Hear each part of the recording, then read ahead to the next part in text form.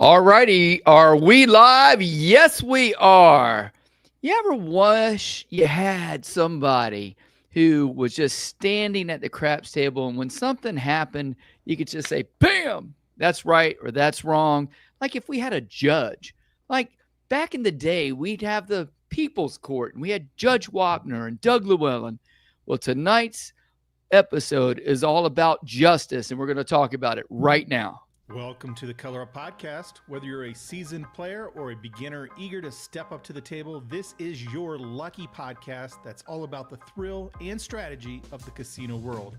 I'm your host, Jeremy. With me is Jim the Professor. Let's get rolling.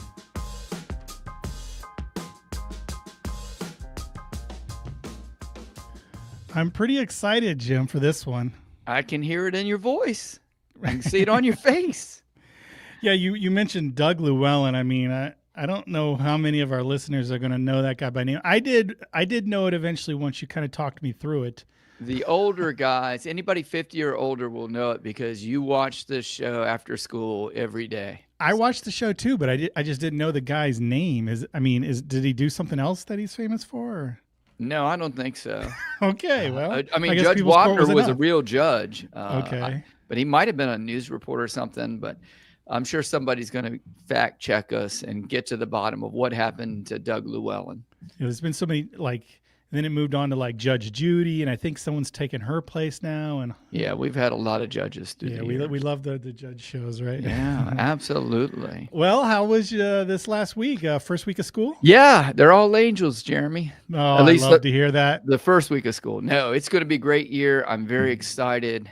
We have a new regime at my school, and it is awesome, and things are going very well. And we're off tomorrow for Labor Day weekend, and we're looking to have a great Labor Day and then come back for another 4-day week. So 4 days last week, 4 days this week. That's right. You got a little break into the try grind. not to date the shows. Yeah, we're not. Oh, this is Labor Day. We are already talking about school, so people are knowing first week of school. But we didn't know. We didn't say what year. So. No. But it should be Labor Day weekend, so a lot of people get the day off, and yes. I guess schools do too. So. How about you? What would you do this past week? Anything fun? Anything fun? No, nothing fun. I don't think. I've been busy working because Friday I leave for my Italy cruise. Whoa, Italy through playing craps. Yeah, so we fly into Rome and we go Croatia and Albania and. Wow. Yeah, it's super excited about Epic. that. So how long is the cruise? It's just eight days or something. Just an 8-day yeah, cruise. But we're going 2 days early, just in case we have travel problems and obviously spend time in Rome or whatever. And then I think we end up in Venice actually after our last stops in Croatia. So you don't go off and on at the same place? No, It ends in one part. We travel all the way around Italy, then hit all those, I don't know what those are, Eastern European countries. And then we hit the top of Italy. Yeah. So interesting. Okay. We haven't figured out how to get back. I don't know if we're going to fly out of there or take the train back to Rome and fly out. Whatever's easier. We'll just have to wing it. That's what we do, Jim. That is so foreign to me. We have yet to get tickets to go yet, or anything like that. But well, I know you got some inside help. Yeah, with your wife's. Yeah, we keep track of all the loads, how many people are on the things, and we're going to try to finagle ourselves to get a good business class seat or something like that on some airline partner airline or something like that. But, So anyway, all that to say, I've been really busy trying to get everything done. I still got to make another, I think 6 videos, and get some more podcasts edited and stuff before I leave. So a busy week. Okay. But then yesterday, so my son is here. He's actually unloading now. Okay. He moved from Reno. He followed me to Vegas. He's like, well, I'll try Vegas. He is a dealer. He's a dice dealer in Reno. I don't know that he's going to do that here. He probably will short term or temporarily or part time maybe. I don't know. But I'm like, yeah, come on down. Try something new. And he went for it. So he drove his truck full of all kinds of stuff, and I flew up there and drove his car back.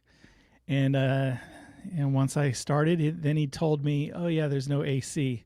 So driving through, you've made that. Oh yeah. That's okay.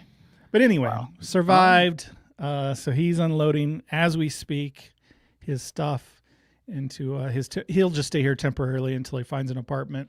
Sure he will. Or job or whatever. Yeah. Sure he will. No, my kids aren't allowed to stay.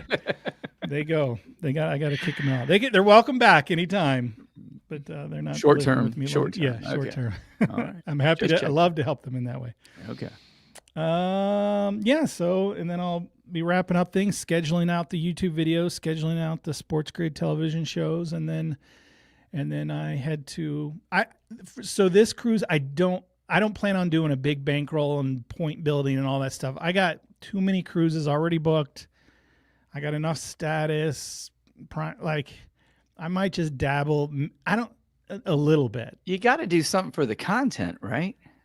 But they don't let you, can't film in there. Yeah, you're right. I do have to do something for the content. Otherwise, I can't do a business write-off trip. Right. So yeah, I got to do something for the Okay. Not that I can write off cruises. That I've talked to a tax guy. That's not happening. As far as the travel and stuff like that, I can't actually, as long as I'm providing content based off of it. Okay, that was a lot. We got through the, what do you call that? Pleasantries. I guess so. Intro, time wasting. Yeah, should we get to this? Let's do it. I guess we got some controversy. Maybe it's not controversy. It's really just fun. And that's what we're hoping to gain out of this. And then, but it did get a lot of traction. It got some traction. Yeah, on multiple platforms. Right. People have opinions for sure. Okay. So do you want to frame it? How you want to frame it?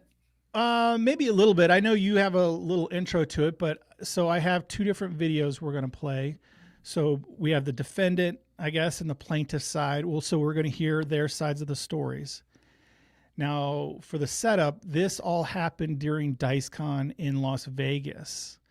So when you hear the first video, you're going to hear the plaintiff first, and they had some of my club members there. And I do want to say up front, my club member, so the caller misrepresented us a little bit and said that we're a dice setting group or something. We're not. He didn't know. We're just a color up club of dice fanatics who love to play together. We don't exclude dice setters. We love our dice setters. We love dice setters. Right. We welcome them. Dice and controllers. We root for them. Root for them every time. We want them to do great. We cheer. And yeah, so random or controlled is welcome in the Color Up Club. And so when you hear that part of it, I just wanted to get out in front of that a little bit. But other than that, the videos speak for themselves. So do you want to kind of kick us off and get us started? I will. I want to make one other statement that while you will hear from the plaintiff himself, you will basically be hearing from the defense attorney. Yes. Not the defendant. Not the defendant. So good point. As we move forward on the because I tried to contact them and I couldn't get I didn't get a response in time. So I removed their names and their images from the videos. Blotted them out. But you will see the lawyer in the one case, the defendant's lawyer. Okay. So that was funny. Good point. All right. Very good. I just want to be full, you know, because the people's court, you actually hear from both, but this would be the first time you have a defense attorney in there. Okay. So, all right. So you ready for the intro? Yes, sir. Everybody ready? All right. So you remember the old people's court intro? Dun, dun, dun. Dun, dun, dun, dun, dun, dun, dun, dun, dun, like all those 70 shows. All right. So what you are witnessing is real. The craps player are not actors. They're real people. They brought their disputes to the ultimate authority on the felt, the craps court. Today's case, the distracting cheerleader. One shooter claims their hot roll was cut short by an overzealous railbird whose cheers became a little too loud too soon.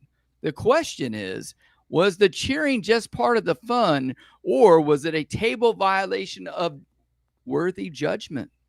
Both sides will have their says, and in the end, only one verdict will stand here in craps court. That's the best I could do. And I should have tested this and made sure everyone here, but I think hopefully it works. Hopefully. Not to ruin your No. People, you can just cut this out when it goes to Apple. Here we go. Let's see what happens. Everybody, welcome to You Can Bet on That, a podcast for the recreational gambler. I'm Mark Duvall. And I'm Dr. Mike. It's not playing smooth. Choppy. What the heck? And it's playing. It's just not playing out. This is so frustrating. Oh, wow.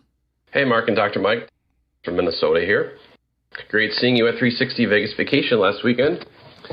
There was one significant crap story, and honestly, a little upsetting that I thought I'd share. Several of us went to the Palms because we'd heard that they might have a $5 ticket. What the heck? Hopefully it'll pop back in. Yeah, it's not. So let me try to, I don't know how else to add this. I wish we could hear it in the plaintiff's words. But if you want to hear it, I don't know if you want to say, but the way I heard it, you want me to tell the backstory about how we got to this point? No, because I think I might be able to figure this out in a way that I can play it by adding these files a different way. Okay. So basically, boys and girls, Jeremy said, Jim, just be quiet and settle down. No. You could like, you could try to kill time. Well, here's the time kill. All right, ladies and gentlemen, you ready for the time kill, or you tell me to stop? No. Yeah, go. All right, time kill. All right, so here's the time kill while we're setting up the file. So I listen to podcasts. I pick up aluminum cans. I listen to podcasts when I do my do all kinds of stuff when I'm walking the dogs, whatever. So one of the podcasts that I love, and one that you guys probably listen to, is You Can Bet on That with Mark Duvall and Dr. Mike. And they are I believe, the longest running podcast on craps that I can find. They have several hundred, 800, 700 episodes, maybe closer to 9 now. I don't know, but I listen to them all the time. And after DiceCon, I was listening to the episode, and a caller called in, and that's what Jeremy is attempting to play.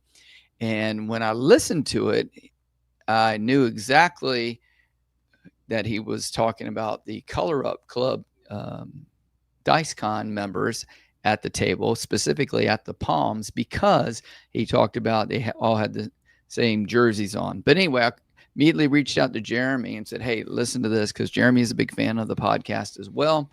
He went back and listened to it, and he reached out to the team at You Can Bet on That, and they said, oh, yeah, sure, go ahead and use the stuff on there. So hopefully we'll be able to hear the actual complainant, and then we will also actually hear the defense attorney, which a lot of you guys will recognize here in a few minutes on there.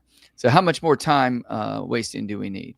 Let me see if I try to play this. Is that coming out to everybody? Give me a little feedback if you're seeing that or hearing that little start here. I'll play a little more of it. I see a no in the comments. Hear nothing again in the comments. Okay. No audio again in the comments. Okay, so let's go. Got a big nope. Boy, this is a huge black eye for the show, Jim. Stick with me. It is worth it. It is worth it. I'm just not going to be able to play it through. And maybe there's some kind of way we can link it in the YouTube comments or something like that later. Do that. Yeah, but I mean, it'd be nice to be able to actually hear the person in their voice. Now. I just now have to figure out how to get this. And by the way, it was so smooth during rehearsal and show prep. Yes, it was. That's always the case, right? Yeah, so smooth. But and again, if anybody's just joining us, don't forget, we will take your questions and we will get to all your comments, and hopefully we'll be able to get the phone working where you can actually call in and figure out, state your position on it, because it is going to be something that is probably going to be as divisive as dice control. People are going to have opinions both ways on it. So we'll see. All right, here's the cue that has a temporary time filler. What would you prefer? Can you hear that, Jim? No. Okay. All right. Let's try output routing. He is routing output, ladies and gentlemen. And skill and luck, we'll get to your great idea here in a second. Still not coming through to you? No. Okay. Oh, I think I figured it out. Wait a minute. Okay. Let's go to our. And this will be good editing when you send it to Apple. Oh, yeah. Yeah. You guys hear any audio for us or not? Not for anybody, or just not the one that he's trying to play?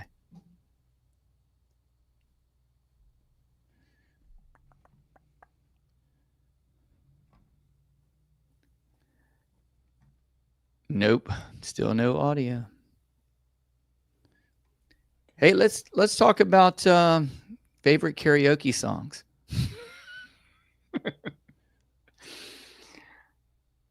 Thank you, everybody. Aloha, Brian, and the J team, Jeremy and Jim. I like that, the J team.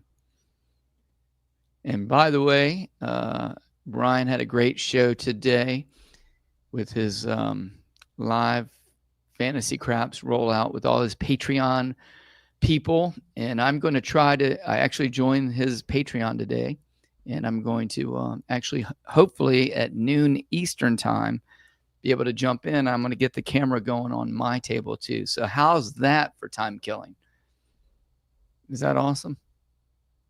Don't stop believing. Oh yes, Dennis, definitely a good one there. Anything yet?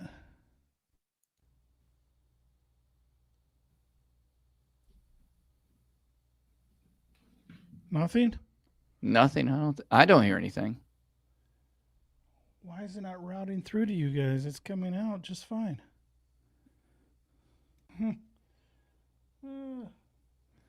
Probably everyone's bounced. Oh, look at the number. The number, they're hanging in there. Okay. We got a few hanging in there.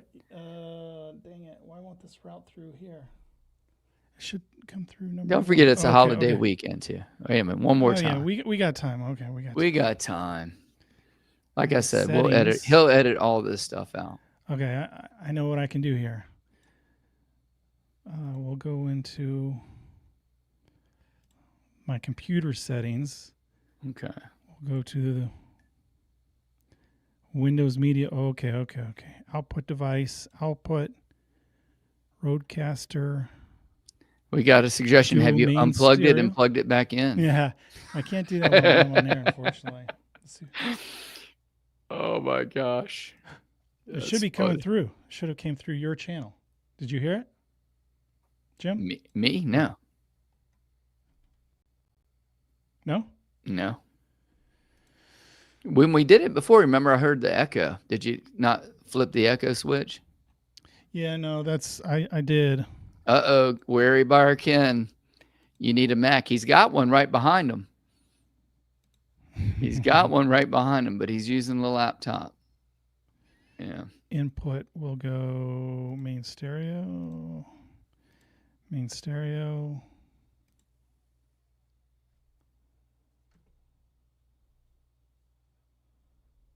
This is very, very, very. 360 Vegas. Here we go. Last weekend. You hear it? There was one significant.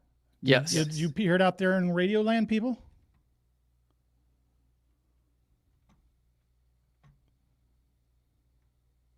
We hear it. Skill and luck said. Okay. Yeah. Okay. Here we go. I'll be quiet because I got the reverb. All right.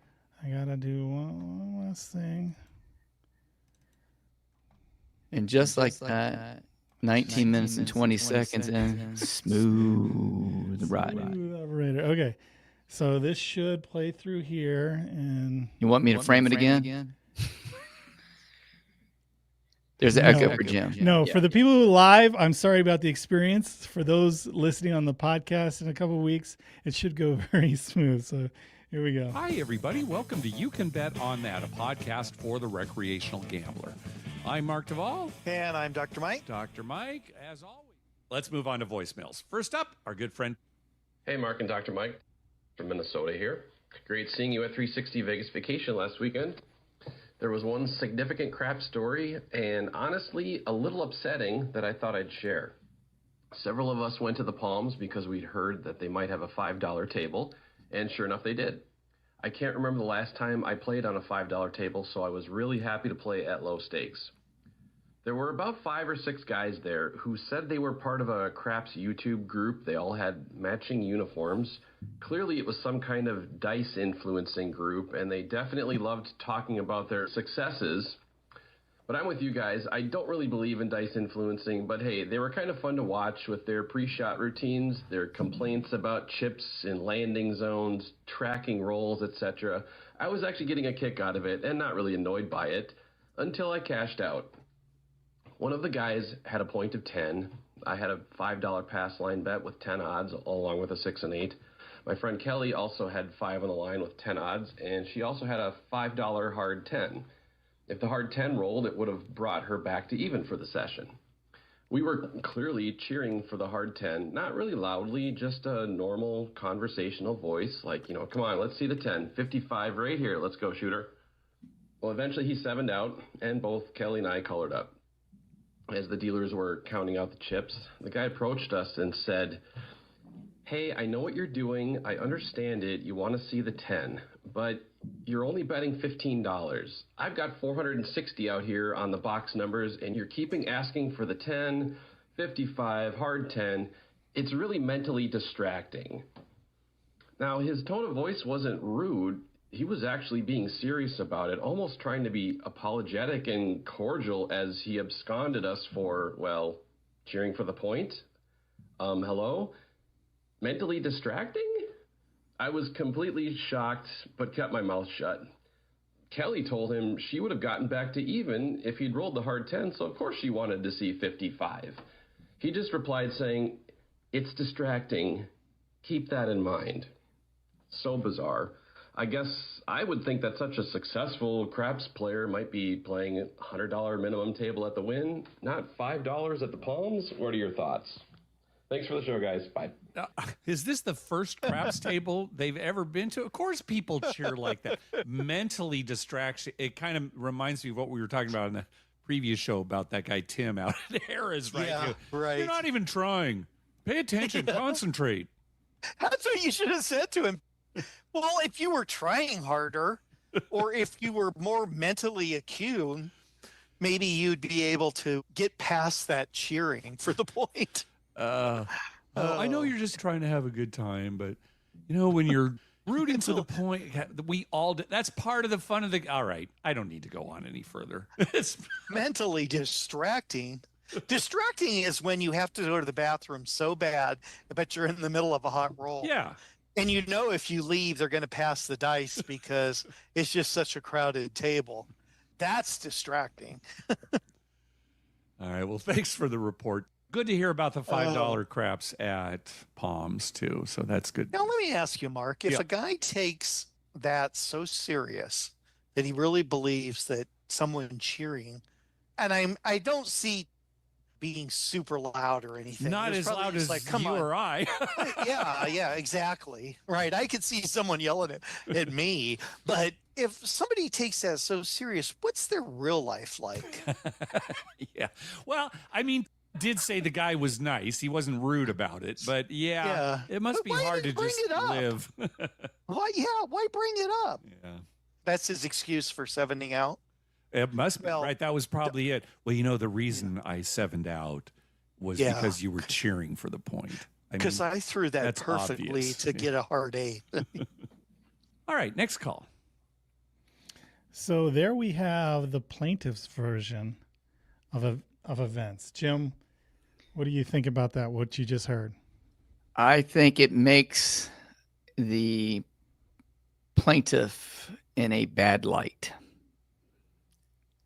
And I know the plaintiff, we're not going to use the plaintiff's defendant? Yeah, not the plaintiff, the defendant. I'm sorry.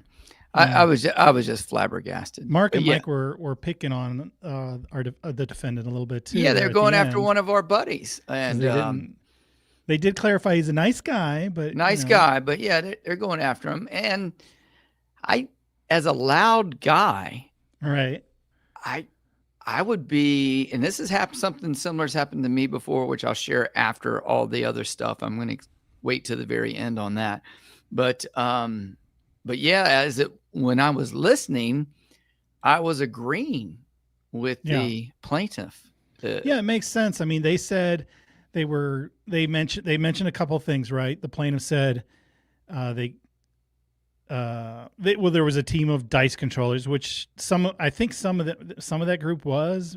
I don't know. Like I said, the Color Up Club's open to everybody, so we love all the kinds. Yes. So.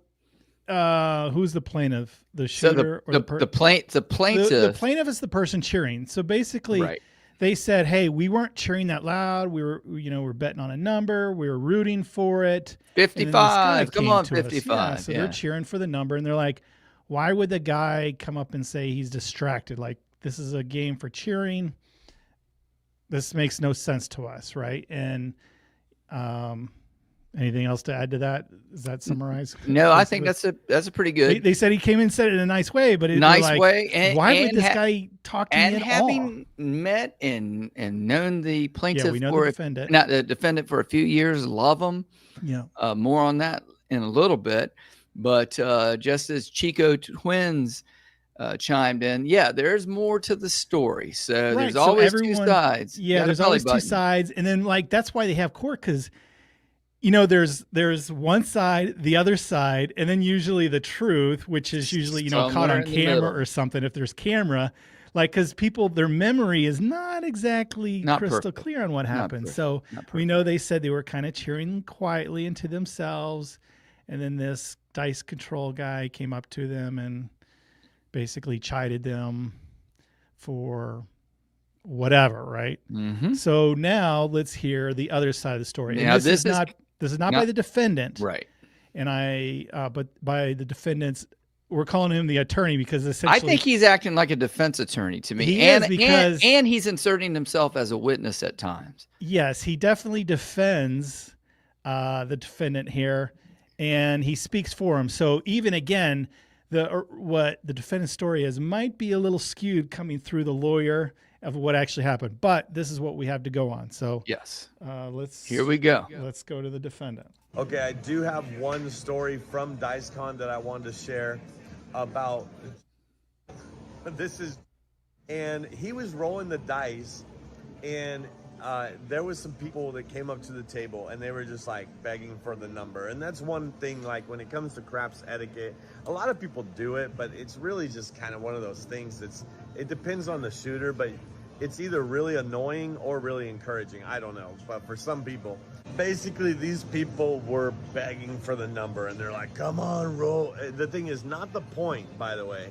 So say the point was like 5, and they bet the 6 and a hard 6, and that's the only thing they bet.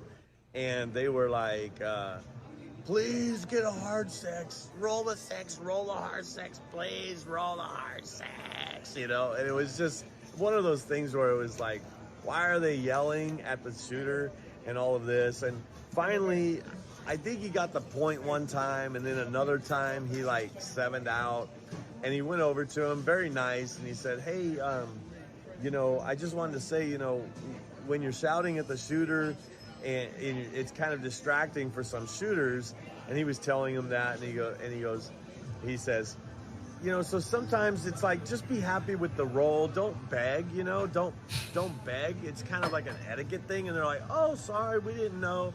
No big deal. And he goes, well, and he said, sometimes it's really freaking annoying for the roller. And he was kind of frustrated because they were really annoying, not only to him, but probably everybody else at the table, because they wanted the hard 6. And it's like, why don't you bet more? If you want more, like, just don't bet one number anyway.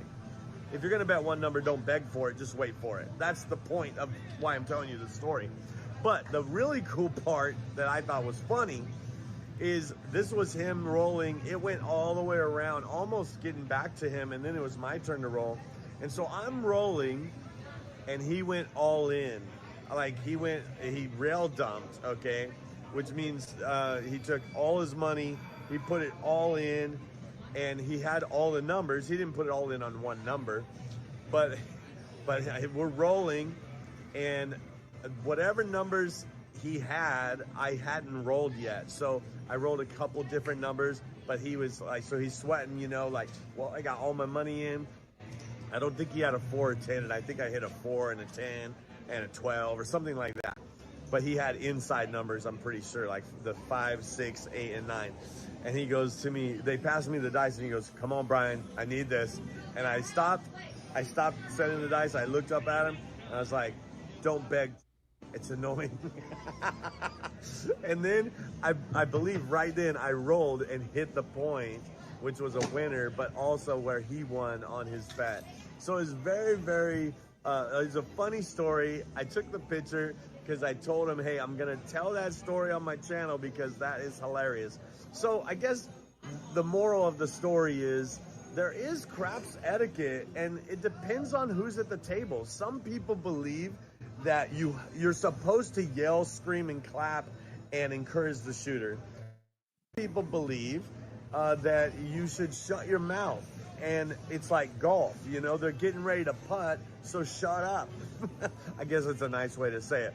But you have to know what kind of person the shooter is. What do they want? And sometimes there are shooters where they dice are coming to them, and they'll look at everybody and they'll go, come on, everybody, here we go.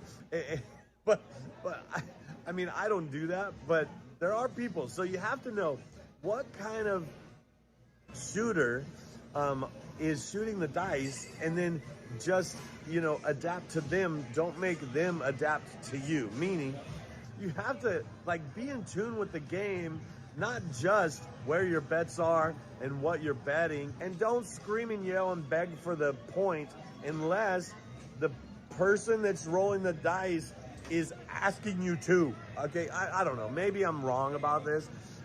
You could let me know in the comments what you think. But basically, I just wanted to share that little snippet. Okay, I do have. Okay, so obviously the stories were a little skewed from both sides, right? He was talking, I think the caller initially, the plaintiff, said they were just rooting for a hard 10. You know, the defendant's lawyer was saying they were yelling for a hard, they were doing it nicely. And then the defendant's lawyer was saying they were yelling, annoying everyone at the table, calling for the hard 6. So right off the bat, there's a different story. Huge. Yeah. You didn't miss much with me not playing the video. I think I figured it out. Is because I have all my videos I export in 4K. I just looked up StreamYard. They want you 720, a low compressed video file, blah, blah, blah. So I didn't check the video specs before playing this. So anyway, yeah, so you weren't missing much. It was Brian from the Holy Rollers sitting in front of a slot machine, relaying this story. He was actually at the table. He is part of my club, and he was there at DiceCon, and he's kind of relaying the story from our defendant. Mm-hmm. So he said multiple things here. One, he was talking about it being an etiquette thing. And the difficult thing for me, and we can talk about this a little more, is he was saying that you have to know the shooter. If they're a stranger, how in the world do you know him? And he just kind of said that, some shooters are energetic and will be like, come on, guys, let's shoot. And then some, I don't know, you just assume no, so you can't say anything. Do they put their arms up and say, right, in the casinos, hey, everybody in the casino, be quiet, please? Or and that's the whole other discussion. Yeah. So it's like, so what sport does this fall under, right? So you go to an NBA basketball game or any basketball, right? The guys trying to concentrate on free throw, and they're going nuts and waving signs and dancing and showing whatever, all kinds of crazy stuff. And then golf is very different. Like they hold up signs, everyone, shh, he's trying to putt, right? So both situations, these professionals have to work in a different environment. So I guess the big question is this a breach of etiquette? And then we kind of got to define, are there limits? Does this etiquette just apply to the shooter or the other people at the table? How close you are to the shooter, or is it applied to the other side? There's a lot more to this than just, the guy chastised me for rooting for a number. Mm-hmm. So what are your kind of initial thoughts here? So as a loud guy, my initial I love how you preface that. Yes, as a loud guy, I'm positive. I'm always cheering. I will say there is a little something to the etiquette in reading the room. But I'm a big yeller, and I've yelled at strangers. I yell at friends or yell toward to encourage. I don't drink. And there are people who drink in the casino and who lose inhibitions. So my thing is, you're in a loud environment to begin with. The music's playing, the TVs are on. If you go to the, depending on which casino, people are dancing right behind, or in front of your face, that kind of thing. So, there's a lot of distractions. My thing is, I think you ought to be able to cheer. I don't think anybody can tell me, if I'm screaming so loud that it's above the decorum, or if I'm disturbing the people right beside me. I don't know. I try to be respectful, go along to get along. So I know I'm kind of talking out of both sides of my mouth a little bit, but it's a complicated, right? I don't think it's but I'm going to cheer really, really loud on there. And especially when it hits, I might wait until the dice land, or maybe I'm like cheering up but when they line up behind the putter, or something, I don't know. But so this comment from Dennis brought up a big point of this too. Etiquette, who wrote the book, right? Can I get it from the library? Essentially saying like, these are unwritten rules. Right. Like, there's a lot of them that we've done a couple shows on. And that's the whole point. Like, so where are you crossing the line and where are you not? Obviously, we say this is a game where everyone's cheering. That's why it's so fun and you have such a great time. Mm-hmm. And then there are some people who are like, I guess you can cross the line and be too distracting, right? I don't get that. I'm more leaning into basketball. You go nuts. If you believe you're a dice controller or whatever, you got to focus and shut that stuff out and be able to perform regardless, right? Okay. So I think you should be allowed to cheer as much as you want. On the other hand, kind of like you, I'm going to talk out of both sides of the mouth. Like, there's got to be some line, and I don't know. Like, Dr. Mike and Dr. I always mix up the names. It's Mike Duvall and Mike Duvall. Mark Duvall. Mark and Dr. Mike. Yes, there we go. Thank you, guys. Got you. Yeah, so you got me. They said they know this guy and they know him personally, and they said they were saying it's hard to believe with his personality that it was very loud, right? Like, this is just not he wouldn't be going crazy and obnoxious to everyone. So knowing kind of that background, you'd go, okay, so if he's not super obnoxious, he's just cheering for the number. Obviously you should be able to cheer for whatever number you want. I don't think there's some rules like a lot of times we talk about the 7. Hey, you can't cheer for the 7. Me, on the other hand, hey, if you're betting the 7, cheer for the 7. I don't care. I know a lot of people would be offended by that because they lose their bets with the 7, but it's just another option to bet for. Like, I'm not going to be offended at the football game if someone's cheering for the other team. Like, that's part of the game. That's part of the fun. Like, they just happen to be choosing the other side. It's kind of an example I always talk about. So yeah, I guess you can cross the limit. You brought up drinking. Like, if there's some obnoxious guy, he's screaming and bumping into people, right? Like that's different. That's causing a problem. But if you're like, I don't care how loud you are, let's go hard 10, 5, like, who are you hurting? Like, apparently you're hurting. Yeah, I guess. This shooter. And this is somebody we know. We're not using this person's name. Great club member, one of the most friendly people. Yeah, I was surprised to hear that. Yeah, it came from. But I just can't believe that he would go talk to him afterwards. Not unless it was, maybe they were standing right in his ear or something and yelling. I don't know.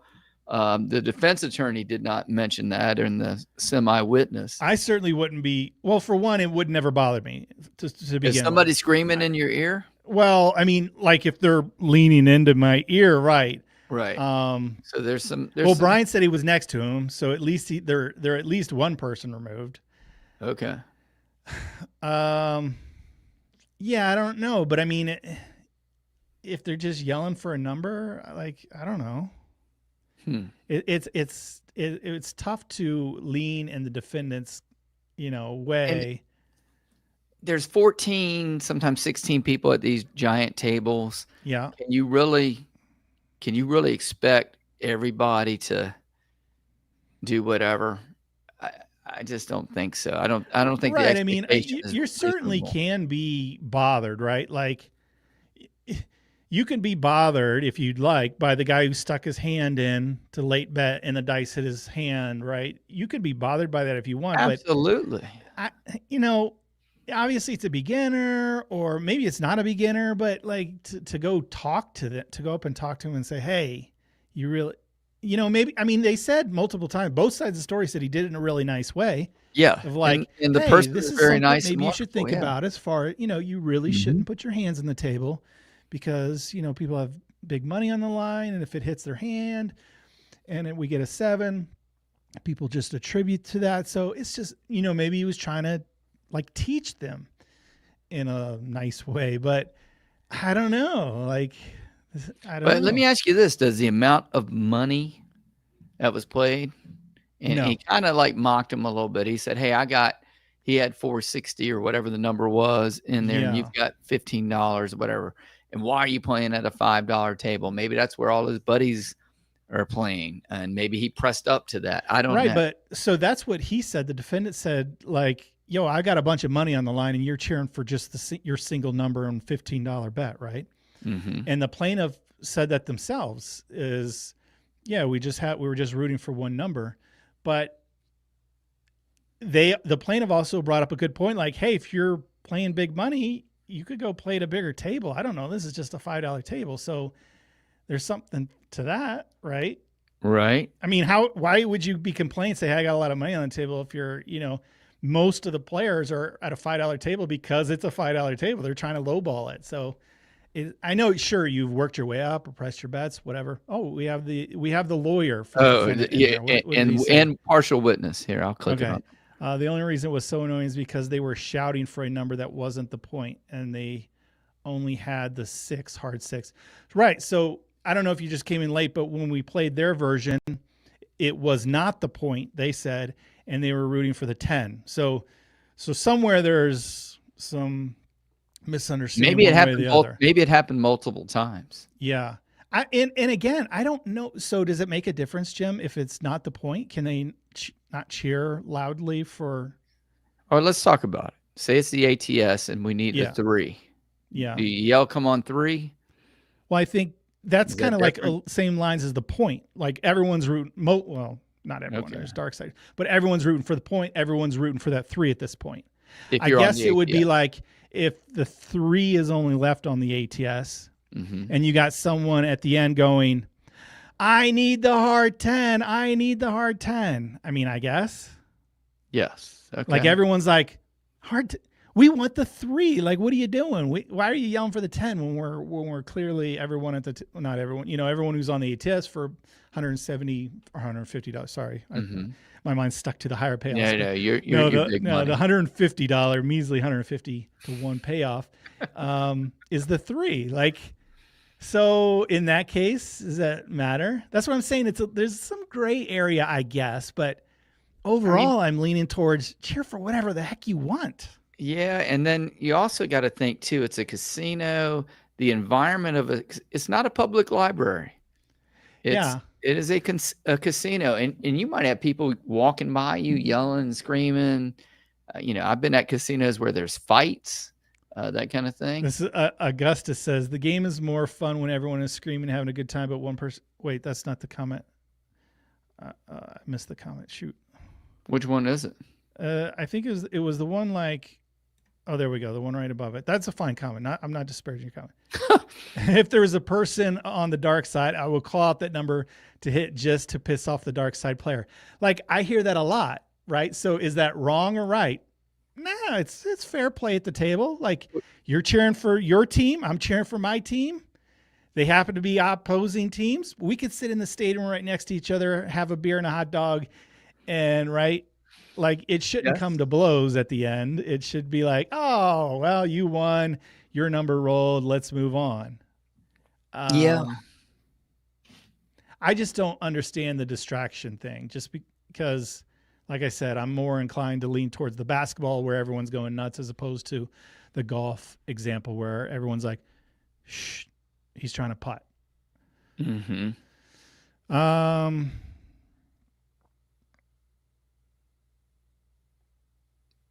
I mean, I guess you want to go through comment, or do you have anything more to add? Do we make a final judgment? Do we make a verdict and then a punishment? I think Judge Jeremy needs to make a final judgment on there. This is so tough. And I know now, if this was the real people's court, you would have to recuse yourself because true. You know the defendant, you know the plaintiff's attorney, and he's also a partial witness. So, and I know the parties involved too.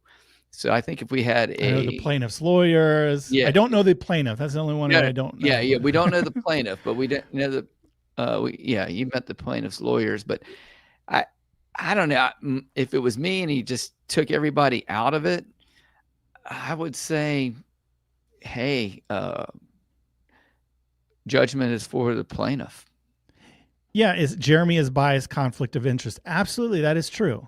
Yes, he is. So one, I'm not a dice controller, so I don't believe in distraction. So that's where I'm going to lean. So I would have, in this case, because I'm all about cheering, and I didn't see them, there was definitely a question of whether they were cheering for the number or not for the number, or the point and not the point. In my book, as Judge Jeremy, I would, I guess if there was multiple, I don't know, they're broken down. You have 6 felonies accused. Oh, the different charges. Yeah. So charge one. So you're going to bring it down whether it's a point. Yeah, whether it's a point or not a point, I would rule in the favor of the plaintiff. I don't care that you're yelling for the non-point. Mm-hmm. You yell for whatever number gets you paid. Okay. Okay. That's one. All right. Number two would be how loud can you be? I see, the lawyer here said they were annoying and loud. The plaintiff said they were just cheering at a normal level. Mm-hmm. Just because that is like opinion, and obviously if you're annoyed, once you maybe you don't recognize you're hearing something, and once you're annoyed by it, like you're, someone chewing or something like that, until you hear it, now you're super annoyed. So maybe their cheering didn't bother them until, it caught their attention, distracted them. So again, I think I would lean in the plaintiff's favor and say for count 2, that as obnoxious as you claim they may have been, they weren't waving their hands in front of the table. We haven't heard that they were yelling directly into his ear. They could have been at the other part of the table. I'm going to say that is inconsequential. Okay. They could not have been too loud to hurt our defendant. Okay. How about this one here? And I saw this earlier and it popped up again. A good dice influencer should be able to focus and zone in. Right. And okay, so it could be 2 different things. I don't know that that's what this is about. Like the caller certainly leaned it that way. Like they're like, oh, this dice control group, and because he was distracted and he was trying to focus on dice controlling is why this whole situation was. Mm-hmm. But the defendant really didn't say that. Neither him or his lawyer didn't really talk about that was the reason why. They were just saying, you're so daggone obnoxious and yelling about a different number. About a different number is the problem. They weren't saying like, "Hey, it's hurting." Maybe he could. Maybe he was. You know, he didn't say it hurt his dice control, or that's why he 7'd out. No, but it certainly wasn't the claim. But I guess if it caused him enough to go to them afterwards. It said it's upsetting to him. Yeah, he said it was upsetting, and they used the word distracting. So yeah, upsetting, distracting. Yeah, I mean, I guess. Okay, so what would count 3 be? That it was too much of a distraction to the defendant? I guess so. Yeah, so count 3, again, I'm going to have to lean on the plaintiff's side and say, I guess you have to focus better or practice focus better or something. Sounds like a summary judgment for the plaintiff. Well, we're getting there, I guess. But was it calling for the 10 or cheering the issue? It was yelling for a number that wasn't the point. But we have 2 different stories. Right. One was saying they were cheering for the point, and one was saying it was a different number. To me, I've already ruled on that. Like, I don't think it matters what number. That's just me. I know other people would maybe lean differently. Now, some people, I saw the defendant was talking about earlier, if someone is setting the dice, then he would defer to the golf. So, some people who set the dice aren't necessarily whatever, but the majority of players set the dice and don't believe in anything. They just see it, or they set it and they throw it, whatever. I would say the minority actually believe, hey, I'm setting, I need to focus. I'm worried about all the mechanics and the landing zone and all that stuff. But again, if you're that much of a believer, you got to focus in. Lock in. Yeah. I mean, I always, now listen, when I hear the dice influencers speak, and believe me, there's different levels of dice influencers, right? And there's different levels of belief. And in my opinion, again, don't believe in it. Don't believe you can. Don't believe anybody can. But if you go ahead and it happens, I'm all for it, and I'm cheering for you. But there are some people who say, oh, when they 7 out, or they have, they 3 and out or whatever, they say, oh, it's like baseball. It's a bad pitch. I can't do it every time. You have good pitches and bad pitches. Right. Well, that's not golf. That's baseball, where everybody's yelling and screaming, right? You can't say I have good putts and bad putts. I don't think you can, from the quietness of it. But here's the question here. So Tim, go ahead. No, here's the question. And maybe the defense attorney who's listening to us right now, is the defendant a dice influence? Is he a true believer of dice influence? What do you think? We don't know that. He's certainly, that's what I'm saying. Like, was that he was just being annoyed, but were they so obnoxious? Right. So I guess the plaintiff didn't really ask for any reparations or demands or anything. They were just saying. Well, they both of them paid their fine. One of them had a $460 fine. The other one had like $15 or $20. So they both got fined by the overall craps court in the sky.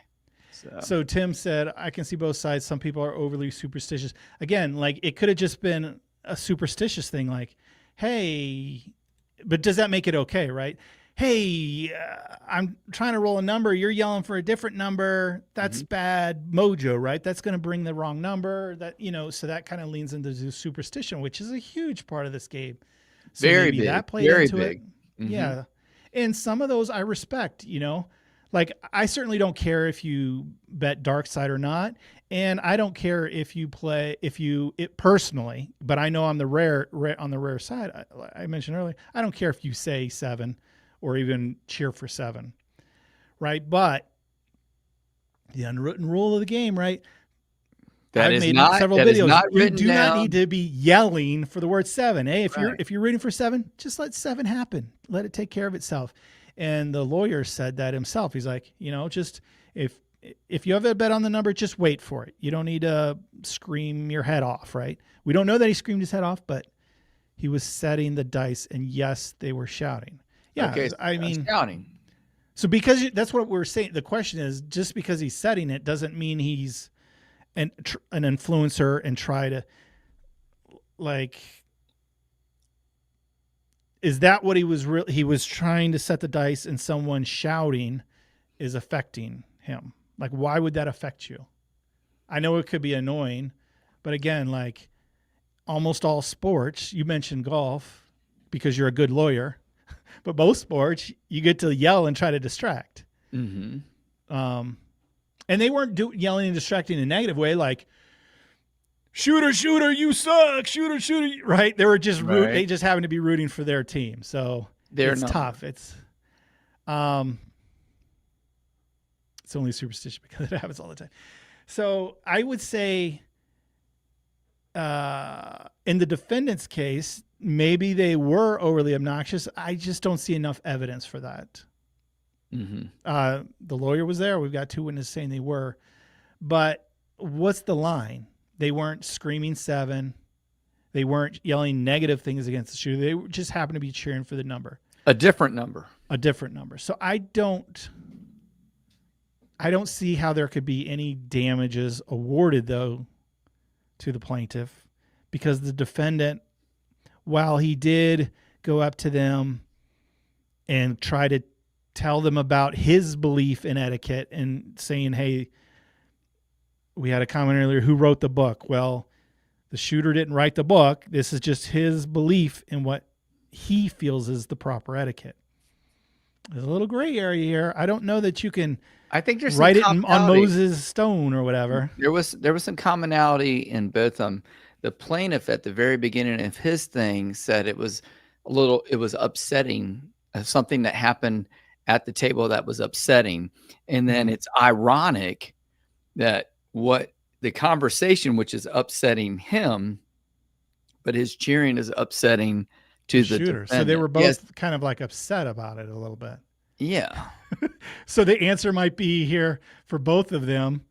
Oh, shoot. The comments flew by too quick. Skill and Luck said, grow thicker skin for the both of them.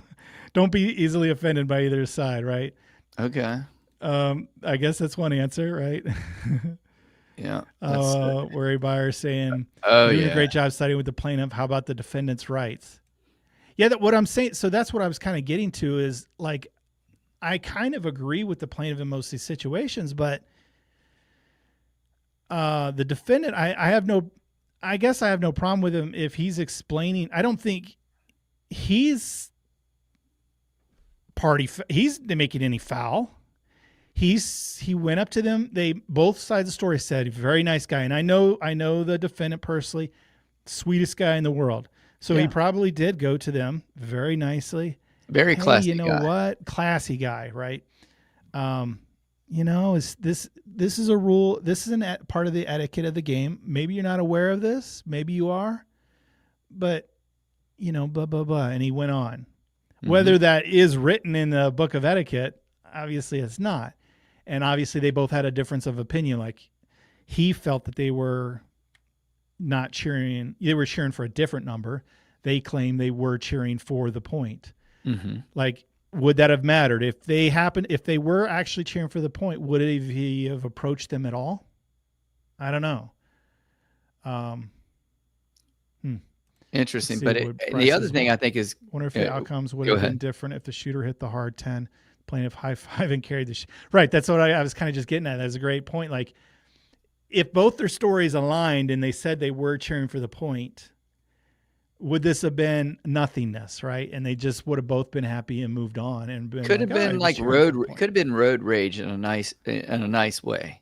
You know what I mean? Right. It's not road rage, but road rationale or something. They both think that they're right. Here's the lawyers chiming in. It was how they were cheering. Hard to explain. Yeah, I wasn't there. Right. And we're hearing this hearsay, but as a judge, I have to go with what's here. Yeah. And my point, I guess my point is how you're cheering. Like, are there ways that you cannot cheer at the dice table? We've kind of established through everyone in the community and years of unwritten rules that you don't yell and scream for the 7. This is new to me, that you don't yell and scream for the non-point. But again, I don't think that's what Brian's saying. I think it's more of like how they were doing it in like an obnoxious grading way or something. Maybe the timing. Now, I will say this. I yell and cheer and scream, but I think I got to check myself. I usually give the person, as they're grabbing the dice and getting ready to go, I let it, I cheer beforehand and I cheer after, but maybe I unconsciously am quiet and considerate while the people are throwing. Now, a lot of people are on this channel right now and comments might be listening. Y'all can say, hey, Jim, you're full of crap. You're yelling all the time. Right, because your timing might be mixed up. Like the lawyer just said, the defense lawyer just said, it was shocking shout at the time of dice release. Like, yeah, maybe the time. So if it ended a split second before, it's okay. But if it's through the release, it's bad. Like you're saying, like you're loud at the table. Like sometimes you may break into that quiet period. Could be guilty. You may have broken it sometimes. Jim, maybe. Right? Yeah. But are you really breaking anything? I don't know. I don't know. Do we need to put this in the Bible of etiquette? Like, I guess that's the big point of the show is you can't yell 7. Mm-hmm. You can't do late bets. Put your hands in there. Late betting is bad. You don't spill your drink, right? There's a couple things here. One tier below that would be the buy-in in the middle of the roll, or you buy-in in the middle of the roll. Or is that top or higher up, or just below? Right. To me, I don't like it. I teach, hey, wait for the puck to go off, but it's not against the rules. The casinos love it because anytime there's more money, they want the money. Yeah, they're going to stop the game. Yeah. Come on in, buy in, right? While everyone else is going, no, wait, right? But for the most part, that has become a lower, like you said, a lower tier. Yeah, it could be a rule lower of etiquette. Mm-hmm. But this is new to me, the cheering for the wrong number at the wrong time and how you're cheering for it. There's too many variables. And with me not being there, I cannot, I can't give a penalty against the defendant. You can't award any. And I certainly can't award anything to the plaintiff. Yeah. For bringing this issue up. Like like you mentioned, they were both upset, but well, this is an interesting one here. At the roulette table, they say no more bets. Why can't they do that at the craps table? I'd be fine with that. Yeah. In fact, I can say it. I'll start saying no it. More. Yeah, no more. You just no more bets. Yeah, I'll do it. I mean, some tables obviously have no call bets, right? And that's for a little bit of different reason. And call bet is basically, the guy's about to roll, and you go $10 hard 10. Yeah. Right. And some will take that bet, and some will not, because it affects like the cameras don't see the money out. Right. So you can collude with the dealer and stuff, and a lot of guys have been caught in trouble for that. So a lot of places you'll see no call bets, but yeah, there isn't the dealer doesn't go, no more bets. The guys, keep your hands out. It seems like something that we could implement. Certainly. That's easy enough. Yeah. But I that would be fun though, to just say no more bets, even though we don't have the authority to do it. Dennis said, just because you're throwing the dice doesn't mean you're the etiquette police. Right. That's what I'm saying. Like, I understand he was trying to focus or whatever, right? They can, whatever. He can have his personal feelings, and probably, obviously a lot of people agree with him. Mm-hmm. Hey, don't be shouting when I'm trying to roll the dice. Like, just chill for a second. But are we going to put it in our Bible of etiquette? As far as cheering, where do you draw the line? I think you're going to look like a fanatic if you do that, right? Or a lunatic. You're right. Like if you gave me something more cut and dry, more black and white, like he was screaming, shooter, you suck, right? Like a negative thing. Like I could probably make a ruling and be like, you know what? You can't do that. That's cross the line. Come on, just respect another human being and let them do their thing. So you can be encouraging, but not discouraging. Come on, shooter, let's go. It's okay. But shooter, you know you're going to roll a 7. Make me some money. Well, shoot, you got me there a little bit, because if you're rooting for, I don't know. I guess it's like he. I think when you address the people, yeah, when you address them personally, I think you can't do it in a negative way, right? I don't think you should do that. Yeah. So were they addressing him? I guess they were shouting towards him, is what the lawyer said, but they were basically just, and they were loud. They were just rooting for their team. They were rooting for their team, but they were loud, Jeremy. Yeah. In the casino. Yeah, when you say it like that, of course it sounds silly. You're right.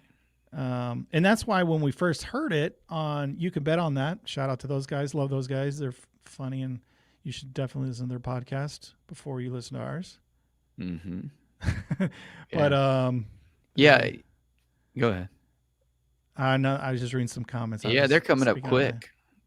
You know what you're going to need to do eventually when we're done talking about this is you really do need to open it up and put that phone number up there if it'll work, because I think it'd be really cool to hear from the defense attorney, aka witness, if he would have the time and availability to do it. Yeah, that would be really good if we could get him to speak, because I know he's very shy.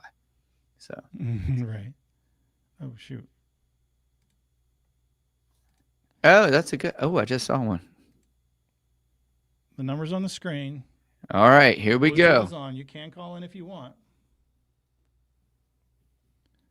So let's see. Talk to the dice, not the shooter. Yeah, that's a good. Like, comment. I mean, I believe in not touching the shooter and stuff. Like, I do believe in that a little bit. You know what? I believe in not touching anybody. Good point. Fair point. That's me. But I mean, I do. It happily is like married man of 30-some years or whatever. When you go for a high five, you're kind of getting. What's that word like that you're getting approval because you like, hey, high five. Yeah, and get the fist bump. Yeah, affirmation. Right. Yeah. Okay. Well, all you need to ask about this is, would the casino tell you to stop? If not, then it is totally legal. Yeah, and we're not talking about legal here. Like. Legal, that's why I'm not issuing a judgment, because legally they could cheer for whatever they want. They can yell for 7, like which is a big no-no, right? In the book of etiquette, we're not talking about whether it's allowed and legal. We're talking about, are we crossing the line in etiquette here? And Muhammad's not a fan of that yelling for 7. There you go. I still think what 7 is a terrible thing. Even if you are on the don't. Yeah, are on the don't. So. Yeah, fair point. So, I mean, there are differences of opinion when it comes to etiquette. Freedom of speech, certainly. Yeah. Certainly. Although you can't yell fire at a... Well, I guess you can for the fire bet. And you can't yell fire at a crowded movie theater, but I guess you can yell fire at the table. She's on fire. Wow. It's hard to believe your sister stayed through all of this. This is amazing. She really loves you. Yes. Yes, she does. Sorry, use legal. Yeah, we get it. We get it. Like, right. Like this is like the casino. Like they would go, okay, everyone at the table cool with a late buy-in in the middle of the roll, and everyone at the table goes, no, and the casino goes, well, guess what? It's legal. Bring it on. Like, we'll take your buy-in in the middle of the roll. Like, so they're not exactly the right person to ask when it comes to the law of etiquette, right? So if you go, hey, we have a customer that is cheering and having fun. They're borderline obnoxious. Are you cool with them? They would say, are they putting money on the table? Yes, they are. They're good, right? Okay. Yeah. Right. You know, I think a boxman or pit supervisor, if there was someone not playing the game, not money on the table, was behind and was yelling, and someone said, this guy's like screaming at me. Like, can we do something about him? I bet you the pit or if he's screaming in his ear. Yeah, he's I think so he would say, loud. "Sir, just hold it please down. move along or back up or calm down or whatever." So I think they would help you there, but there's kind of differences whenever they're an actual player. Fine line. That's right. Yeah. Fine line over there. Yeah, let's see about this one here. Where is it at? Would it have made a difference as far as the 7 podcast? Here we go. We'll get back to that one. Welcome, caller. You're on the air. Who do we have with us? You're on the air. Hey, this is Brian Holy Roller. Just the man we want to hear from. Do we want to hear from him? We'll definitely. He is in our story here. He was our defense lawyer, and I did not get the video to play because it was too big of a file. But anyway, so we didn't get to see your lovely face, but we heard you defend and sell the defendant's side of the story. Can you give us a little more insight? Well, you gave me that. I was just telling the story. Yeah, no. I had to make you the defendant, Brian. Yeah. Just because you were telling it because it was funny, and the fact that after he talked to these people and said, "Hey, maybe this is a breach of etiquette. Don't scream for a different number." He then went on to ask you, "Hey, Brian, I really need this number," and so you're like, "Stop begging for a number," right? Yeah, like irony. Yeah, the irony, and it's very funny. Obviously, done in 2 different ways. He wasn't yelling at you to bring home his number, but anyway, it is a funny story. But yeah. It's hilarious. So yes, I did have to pitch you as the defense, but maybe you can give us a little more insight. Go ahead. Yeah, it is interesting that there was 2 different accounts. Like, they said they were shouting for the point. Right. I think, in my experience, the reason why I thought it was so annoying is because they weren't shouting for the point. So that's here's he said, she said kind right. of thing. That's a tough or he said, yeah. The other thing is, I said it's hard to explain is how they were shouting. Jim was talking about that split second, when they're getting ready to shoot during the release point. That was the part that was the big annoying part, at least for me, and I think for the shooter, is there would be this split second of silence, and right when he would get ready to, kind of release the dice, while the dice was still in his hand, it was like, like just right then and there, it was like a shocking shout that just kind of. So the problem is that it was the silence right before, because if they were loud throughout the whole backswing and forward swing, it would have been okay. It was just the quiet and then shocking moment. Am I understanding that right? Yeah, I think there is this anticipation when dice roll. There is this gasp that happens. Mm-hmm. And it's like everybody gasps. They kind of hold their breath and they wait to see what the point rolled, what the dice say. True. And there's this moment that is usually silent. But it wasn't. I hear that. And that's what I'm saying. Like, so that's the big question. Is it a party foul? Is it a craps etiquette that needs to be written in the Bible, book of craps, that at that moment it's a no-no? And I'm like, I don't know if it is. Like, what do you think? I know you brought up the illustration of, hey, like golf, and you got to be quiet as they're about to hit it for the putter. But what do you think about my point of a lot of sports is you go nuts all throughout the, the act of, swinging the bat or throwing the ball or whatever. Like you gotta focus and do your job despite that. Yeah, I don't really fall on, like, I made this statement of, like, you have to know the shooter. Mm-hmm. And you had said, how do you know these strangers? What I mean by that is not know them personally, but like you can kind of get a sense of like I said, if they are setting the dice, I will default to golf, and let them release the dice. Once they release the dice, then I will actually shout a number in the air while the dice are in the air. Okay. Yeah. It doesn't matter. I'm just trying to be, and I think when it comes down to it, etiquette is, in a way, having some empathy, and etiquette can be viewed as being polite to others. And sometimes you think you're polite to others, but it might be like a high five versus a fist bump, or a pat on the back versus don't touch me kind of thing, Yeah. No, I get that. My question is, like, because you're a quasi dice believer. Am I putting words in your mouth with that? Well, I think that the dice influence, dice setting, dice control, all of that is like a misunderstood.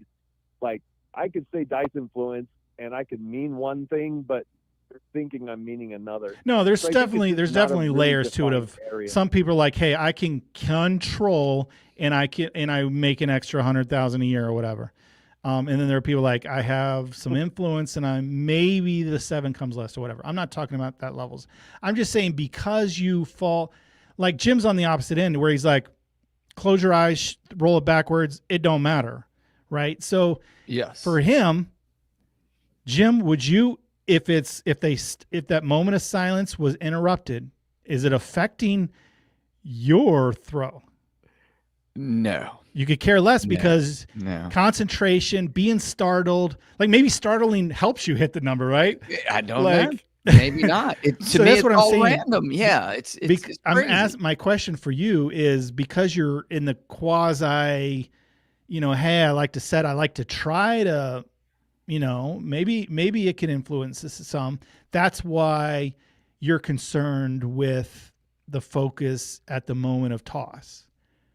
Whereas me, I'm like Jim. Like, I do believe in, hey, maybe we should kind of find some side of moment of respect for the shooter and feeling out the table. Like you mentioned that, I think is a great point of kind of feeling out the table mojo. Like, if you're the only person screaming something when everyone else, like we brought up the ATS example, which I thought was great. If everyone's at the table, like, read the room, right? Everyone wants a 3 and you're over there screaming for the 10. I get it, right? But so to me, it's very hard for me to see your point of view, because to me there is no concentration needed. There is no, maybe it'll improve my throw if you startle me right before I release. Does that make sense from my point of view? That's why it makes me hard to put a blanket etiquette for everybody. Yeah. I mean, when it comes to throwing the dice, I want to make sure they land on the table. I don't want to hit the back wall first. There are certain things that I try to do when I throw the dice. I mean, don't you? Don't I what?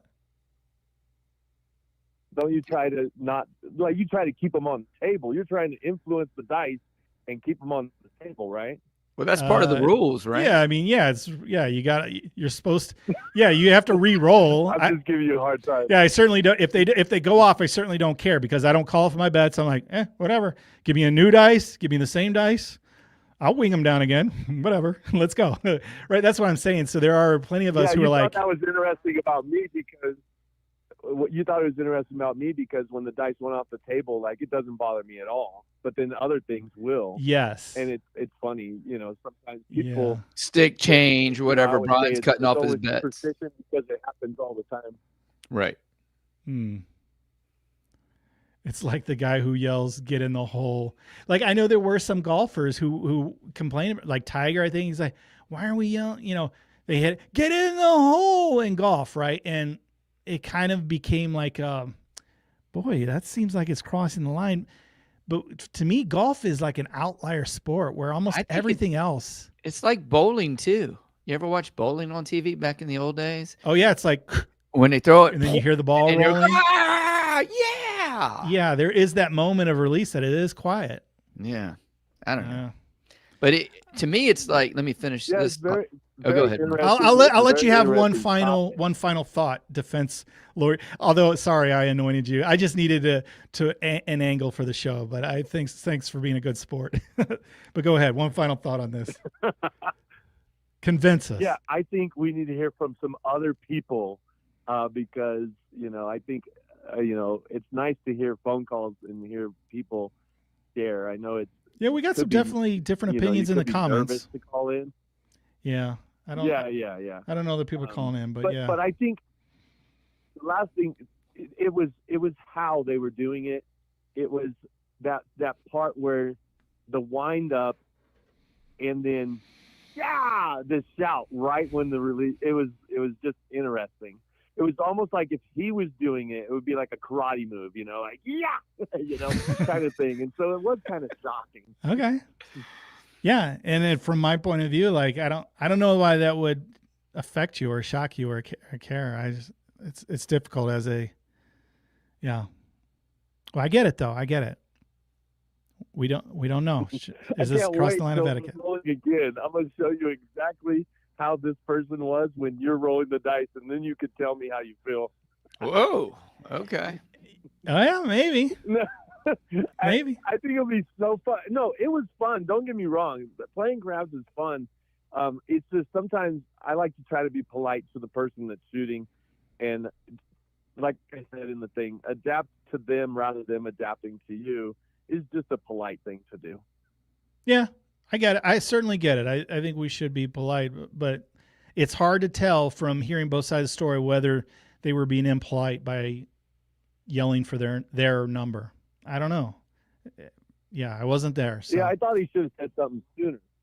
Interesting. Okay. I think it's very interesting if people say stuff like if they say it, they don't want to say something when it's happening, so they always wait till after their roll. So then it's seemingly like you're blaming them. Right. That is a problem because they wait to see the results. But I have seen people nobody wants to say, hey, can you move your chips so I can land my dice there? And then you roll and land your dice there, and then it's a 7, right. Because they move their chips or because they didn't move their chips. I mean, nobody wants to be that person, I think. I see it, though. I see that. Yeah, and I see people stop and be like, yo, I'll wait for your bet to finish before I can roll. Like, let's go. Like, they kind of do a little teaching moment in a sarcastic way. But all right, well, I think you did I've done that. Yeah, I'm guilty of that. See, I don't know. You're the etiquette craps police there. Stop the game, if they wanted to stop the game while I'm rolling so that they could get their money, it's because they want to bet, right? They want to bet. Yeah. So I'm just giving them the opportunity to bet before I roll again because that's why they wanted their money. Okay. Thanks for the call, Brian. I appreciate you calling in and helping us out. Yes, thank you, Brian. Great to hear your voice. Yeah, let's get some other callers. Come on. Yeah, exactly. Someone said, where's Justice Jen? Good point. Yeah. We need Justice Jen here. We need a real lawyer, not us hacks. Was the table limit an issue? The plaintiff complained about high rollers on a low limit table. I mean, it seemed to be because they said, like, hey, because the defendant came up to him and said, yo, you got $15. I got 460. Don't be yelling. Like, as if they're a lesser person. I don't like that. I certainly don't like that. Yeah, money's money, and we've all got to. There could have been, like, if you're 460, there could have been a guy with 10 grand. Like, point of order, though. I don't like that. If you are at a $5 table, and I'm not being judgy, yeah, but you expect a little bit of that. All's fair and game.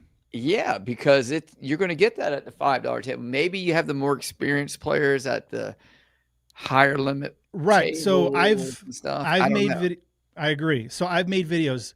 Ban the $25 table, get rid of the $25 table. And what I'm talking about is the casinos doing that to squeeze players. Right. I don't mean like they should not exist because there are plenty of players that could afford the $25 table, which means you have like an average $100 to $200 bet, right, on the table. But those people who are playing at that level are paying that for a certain experience. Right. They want other people like them. They're in a high end situation. So they know, hey, we're going to get certain clientele, whatever, if you raise the table limit to $25, $50, $100, right? So yeah, if you go into, expensive $200 plate restaurant, you're going to expect a certain environment and clientele for the most part. Okay. If you go to Denny's, it's hard for you to complain when the bars close or whatever. Right. It's hard for you to complain whenever someone is acting a little crazy, or doing whatever, because, so yeah, there was a little bit to do with the table limits, but I don't know how much that played into it. But last time you and I were on a $5 table together was actually at the Palms. We were not a part of this group, and I don't know what day of the week it was during DiceCon, but we had a little drama that I see at a $5 table with the one lady who was being bossy, trying to tell people they couldn't buy in, and then when the half the ATS hit, and she's like, "Oh no, check the camera." She's yelling, stop, and bringing the game to a halt, and all. Pause the game for 10 minutes while they check the cameras for her. She was wrong. Yes, she was wrong, but seems to me you do get a little bit more of that drama at the $5 table. Yeah, right. So if you're going to go there, then you got to expect you're going to get some of this other kind of stuff. There's going to be some stuff. So yeah. You play at a higher end table. They're not arguing, hey, I had $2, on the yo, not, or I had $3 on the yo, not $2. Mm-hmm. It's just a different thing. So just want to say hey to Matt. Yeah. Lovely worm, Matt. Hey, I don't know how long he's been in there, but it's been a while. So good to hear from you, Matt. Hey, one of the things that I was thinking when you were talking about touching the person, and my general rule is don't touch anybody in the casino. Yeah. If you want to stay in the casino, is this? It kind of reminds me of what my therapist tells me, and that is there's good touching and bad touching. So maybe a fist bump, okay, but slap on the back or lower back or whatever, it could be a problem, misinterpreted, that kind of thing. But there are some superstitions with that too. Don't touch the shooter, because I know Justice Jen, she's a big one. Don't touch the shooter. She's like, hey, don't ever do that. That kind of thing. I tend to not touch people. What if they're reaching shoulder, out to you? back? Yeah. Oh yeah. A lot of people obviously want to touch me. Oh, usually it's, and I typically, I don't know, I'm old school, touch stuff. I usually I'm willing to shake people's hands, even though, maybe it is gross. But if certainly people go to me like that, hey, I'll close my hand and give them the fist bump right away. No problem. Okay. It just is so, but yeah, I tend to not. My daughter was just complaining about that. Oh, really? My dad finally gave me a hug. Yeah. It's just how I was raised. We don't know signs of affection and touching. It's just not a thing. So I didn't hug my kids. I don't touch my kids. Whoa. So, Whoa. Yeah. That's a different therapy session, but, so I'm not, but it is kind of that thing. What is bothering the shooter? What responsibility do you have at the table to read the table, understand what may or may not affect the shooter? You can't, I'm a high school teacher, and there's different people of various degrees of social awareness, and there's certain conditions and things where people aren't socially aware.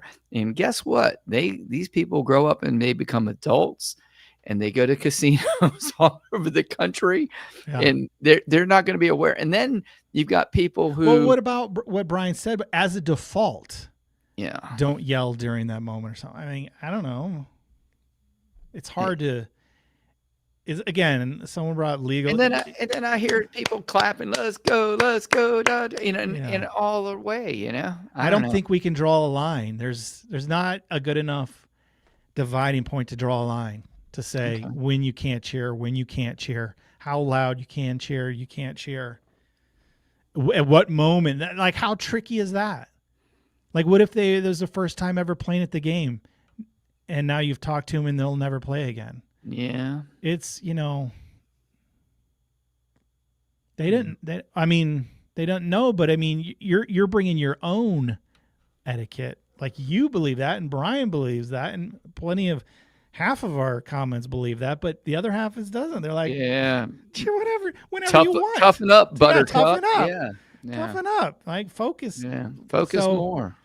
Like, if it's so divided, I don't think you can draw a line and be like, hey, this is what is a proper etiquette.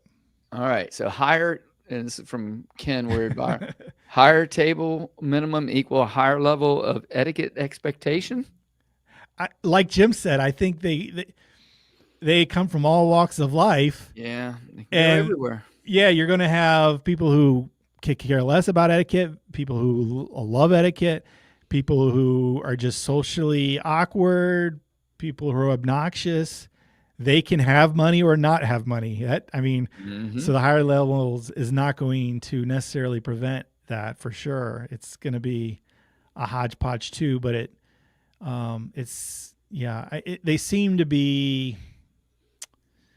Usually when you're throwing that kind of money on the table, you've been around the game a little more. Not always. I've seen beginner players at black chip level, but usually they're a little more experienced if they're willing to put down thousands of dollars. That's right. On the game. So they've heard these conversations and are aware of some things. Whereas at a $5 table, like Jim said, you can't expect any it's the Wild clientele. West. Yeah, Wild West. Everyone's welcome. You're gonna see anything and everything. Everybody's got a belly button. Mm-hmm. Yeah, that's right.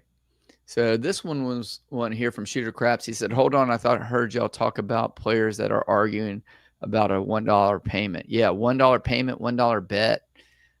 It's ridiculous at the lower ending in the intensity of the yelling and screaming seems to go higher the lower level table limits that you have. And I think it's because you're playing with a bigger percentage of your personal bankroll or your personal income. Right. Whereas that $9, that $9 payoff is 10% of your initial $100 that you have.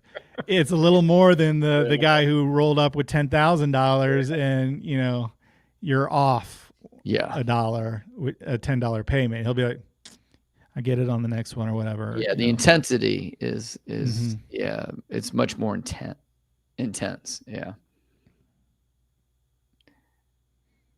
2 years ago that I hit the ATS and the shooter next to me gave the biggest dap. Dap is a fist bump, right? Yeah. Okay. Or I thought like going like this is the dap. Or is that stop it. Now you're just I don't know. It's like I don't know. That's not a dap. No, I know dap is when you dap them up. You dap someone up. Yeah. Okay. I had the dice last night, hit the point, so we were off, and I was about to roll. Stickman said, "Thank you. I get you in after this roll." I stopped and said, "No, if he's coming, he's doing it now." So, yeah. Hey, so that was actually you rarely see that from the stick people. Usually they'll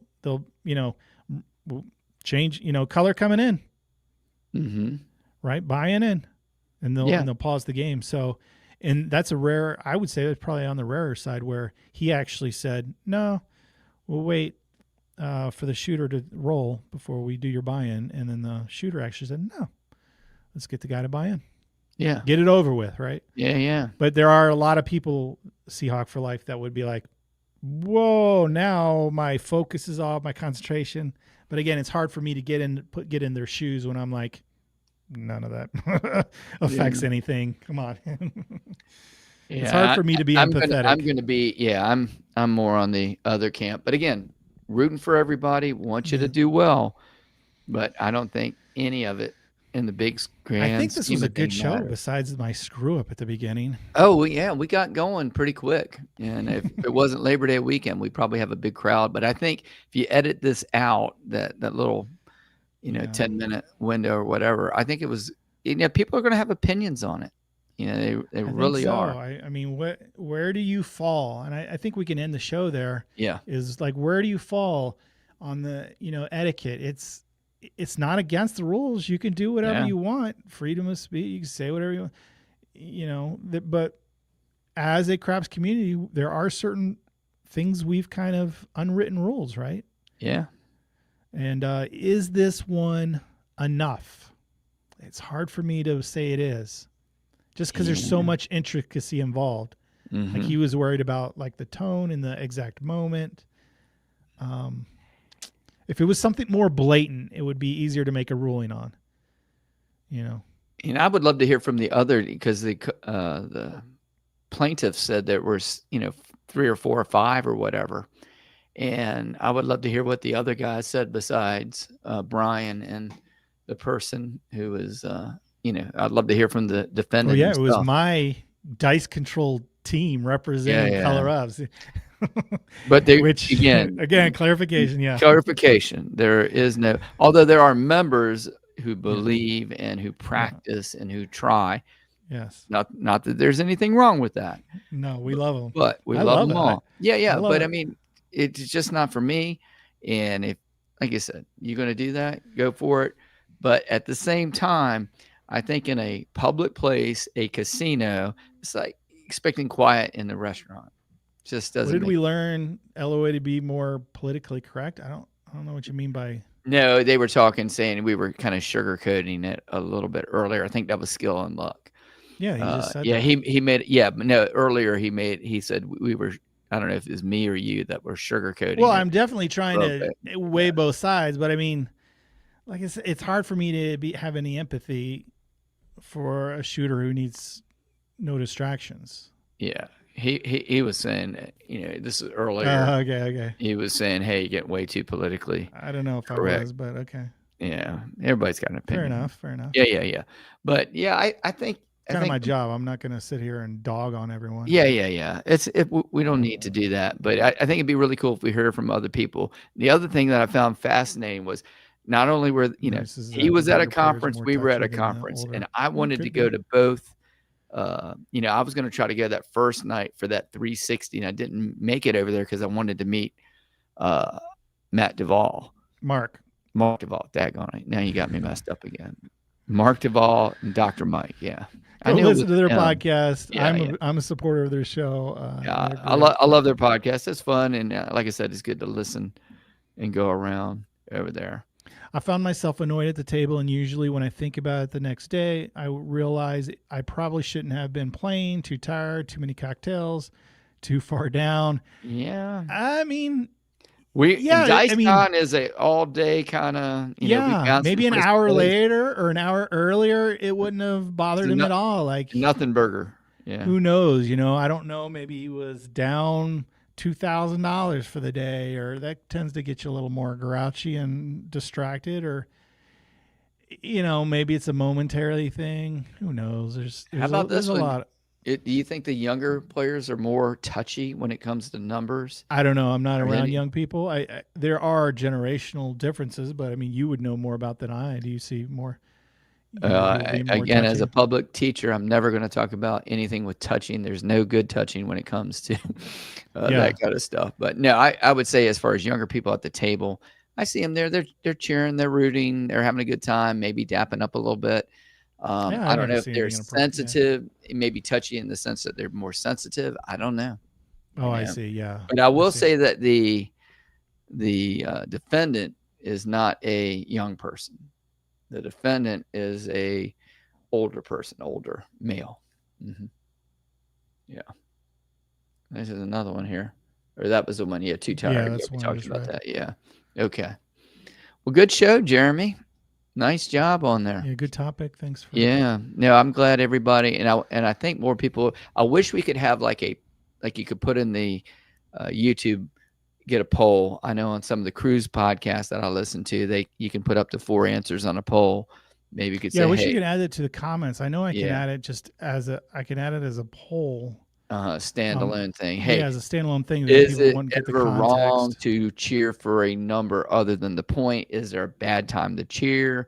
What are your thoughts? I don't know what a 1, 2, 3, or 4, but we certainly just leave a comment if you're listening to this after the fact on YouTube. yeah, it's, I'm sure people are going to fall down. I mean, it was clear people fell down on both sides. Oh, yeah. The topic, which makes sense because it isn't black and white enough. No, it's very gray. Yeah. I certainly tend to say it's not an issue, but nothing sandwich. Yeah. Nothing burger. But I asked Judge Jeremy, I got to make a decision, and I'm going to say I rule in the favor of the plaintiff. But no judgment awarded because no monetary award. Yeah, no monetary reward was no damages done to anybody. Yeah. The countersuit was dismissed. Countersuit was also dismissed. There you go. That's what they used to say. No one should have been bothered by. And we blew it up more than anything for fun. I mean, those people, both the defendant and the plaintiff, probably moved on.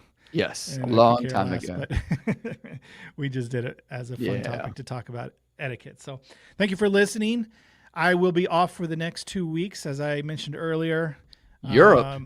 Europe, I did check. It doesn't look like there are many casinos except for in Croatia. It looks both stops there are casinos. Like one, it listed there are 5 table games total in the country. Wow. Okay. I guess in their roulette or blackjack. Are you going to get a chip over there? Buying with some euros? I would like to, maybe. Okay. Maybe I get a chip. That's always fun. Okay. But yeah, so we are off for 2 weeks. At least 2 weeks, yeah. And yeah, thanks for listening. We will see you next time. Until then, wherever you like to play, good luck on Coloring Up. Bye, everybody.